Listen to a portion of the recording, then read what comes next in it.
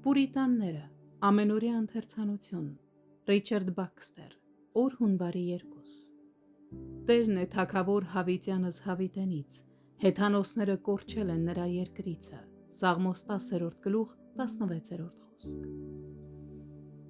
Շատերը զարմանում են Սուրբ գրքում կարդալով, թե որքան քչերն են փրկվելու և որ նույնիսկ կանչվածների մեծամասնությունը ընդմիշտ հեռացվելու է երկնքի արքայությունից և տանջվելու դևերի կողմից հավիտենական կրակում։ Անհավատները չեն հավատում դրան, երբ կարդում են այն, ուստի նրանք իրենց վրա կզգան դա։ Ովքեր որ հավատում են դրան, ստիպված են գոչել Պողոսի հետ.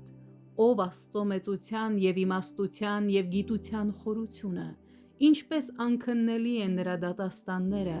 և անհասկանալի են նրա ճանապարհները» Հռովմայացիս 11-րդ գլուխ 33-րդ խոսք։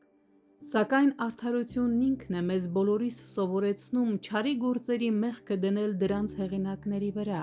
և հետևաբար, երբ տեսնում ենք որևէ սարսափելի արարք, արդարության սկզբունքը ստիպում է մեզ հետաքննել, թե ով է այն կատարել, որպեսզի գործի չարը ամոթի չարիքով վերադառնա հեղինակին։ Եթե մենք տեսնեինք մի մարդու սպանված և կտոր արված, մենք անմիջապես կհարցնեինք. ով կատարեց այս դաժան արարքը։ Եթե քաղաքը դիտավորյալ հրկիզվեր, դուք կհարցնեիք. որ չարագործն է արել սա։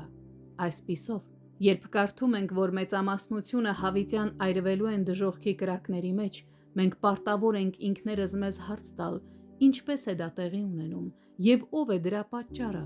ով է այն, ով այդքան դաժան է, որ կարող է այդպիսի բան պատճառել։ Եվ մենք հազվադեպ ենք հանդիպում նրանց, ովքեր ընդունում են, որ հենց իրենք են մեղավորը։ Իրոք, բոլորը ասում են, որ սատանան է դրա պատճառը, բայց դա հարցի լուծումը չէ, որովհետև նա հիմնական պատճառը չէ։